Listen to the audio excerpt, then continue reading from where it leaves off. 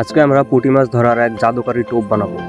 এই টোপটি বানানোর জন্য সর্বপ্রথম আমাদের একটি এনার্জি বিস্কুট নিয়ে এভাবে গুঁড়ো করে নিতে হবে। সুন্দরভাবে গুঁড়ো করা হয়ে গেলে আমরা এর সাথে মিশিয়ে দেব রসগোল্লার ঝোল।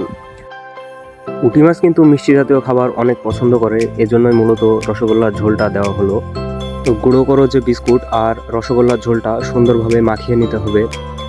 সুন্দরভাবে মাখানো হয়ে গেলে এর সাথে কিছু পরিমাণ আমরা পানি মিশিয়ে দিব। পানি দিয়ে আমাদের টোপটিকে একটু নরম করে নিতে হবে যাতে বড়শির সাথে লেগে থাকে। এই টোপটি কিন্তু পুঁটি মাছ অনেক পছন্দ করে থাকে। তো ভিডিওটি যদি ভালো লাগে অবশ্যই লাইক, কমেন্ট এবং সাবস্ক্রাইব করবেন।